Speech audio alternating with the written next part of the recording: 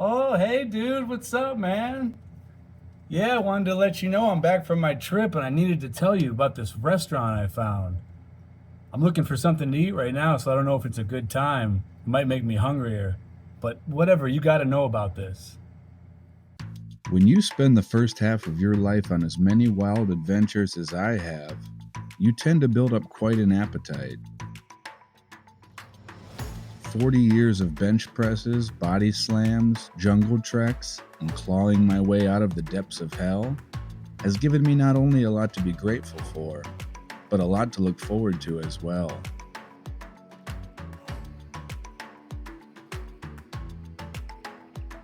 The Carnivore Restaurant, one of Africa's most sought-after reservations, is one of them, and it's where I decided to dine for my celebratory birthday dinner in Nairobi. Pulling up to the wooden gates felt like being in the scene from Jurassic Park, and I knew right away that I was here for not just dinner, but an experience. When we arrived, my Uber driver drove straight through the gates so he could drop me closer to the entrance. But I asked him if it would be all right if he dropped me off outside the gates so I could walk through and get the full experience.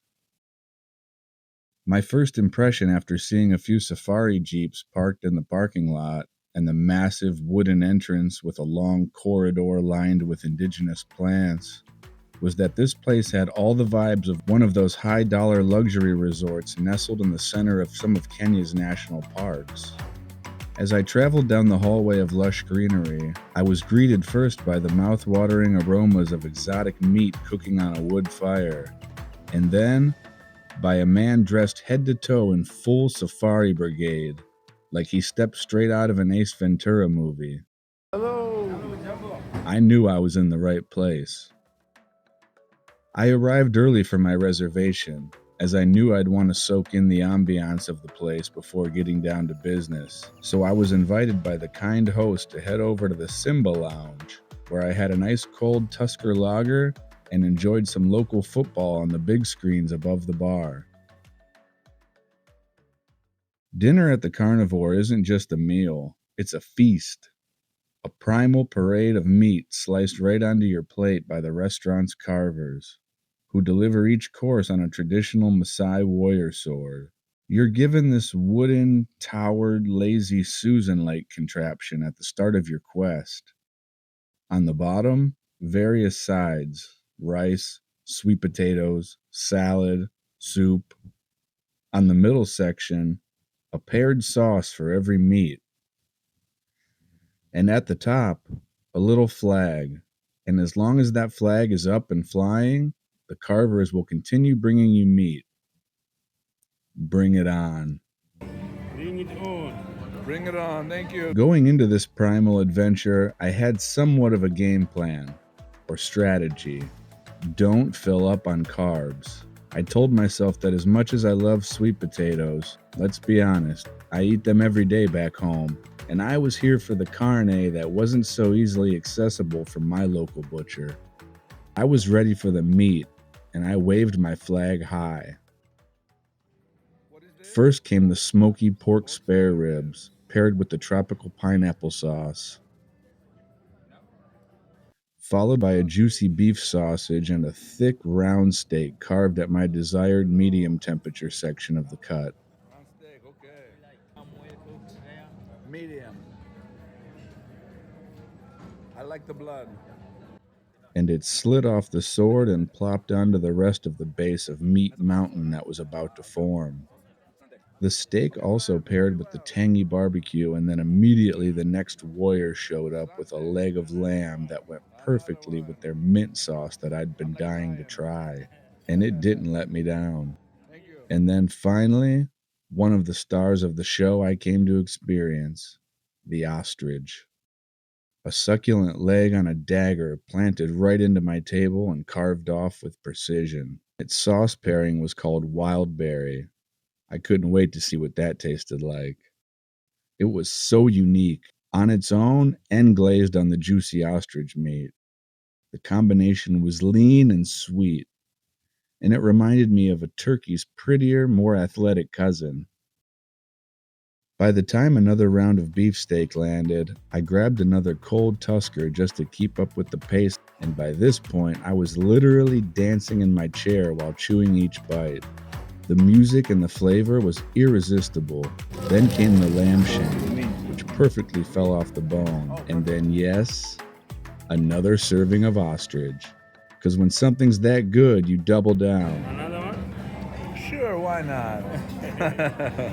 Next, chicken gizzards, dripping with garlic sauce, which I'm always down to put on anything. And then, more ostrich. More ostrich. Now, as someone who has lived in Florida for over a decade, I've had alligator in more ways than Bubba Gump has had shrimp. Crocodile, I've been waiting all my life. But crocodile?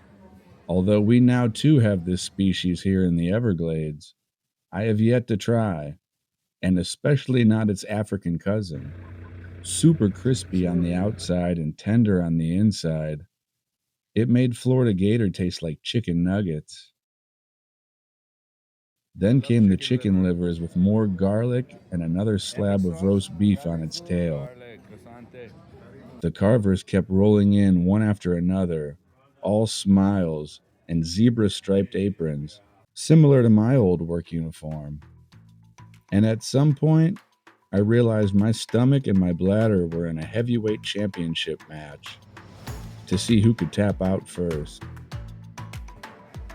I was definitely starting to get to the point where at a normal restaurant I would stop and ask for a to-go box. But I wasn't at a normal restaurant. I was at the Carnivore, baby. My flag remained at full mast, which signaled the arrival of the next course. Ostrich meatballs. Ostrich meatballs. As a Sicilian, my soul yelled, "Mamma mia!" and they loaded me up. And the taste wasn't like my Nana's meatball recipe from the days of the Great Depression. This was the flavor of the Great Migration, rolled in crispy breadcrumbs and served with wild berry sauce. Then, the final dish I was waiting for. Ox balls, bull testicles, Rocky Mountain, Kilimanjaro oysters.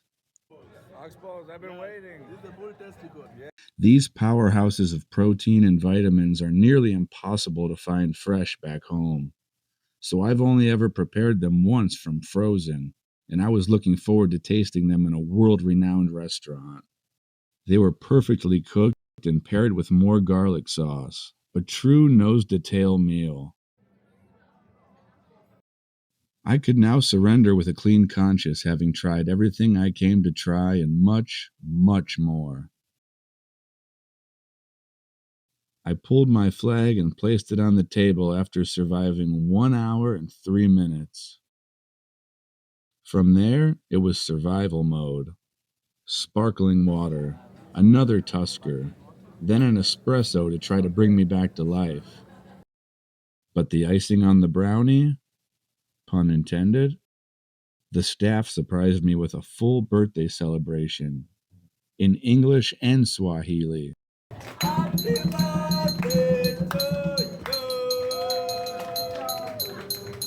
Jambo bwana, habari gani? Nzuri sana. Wageni wakaribishwa karibu yetu. Tunawataka. Hakuna matata. Jambo, hakuna matata.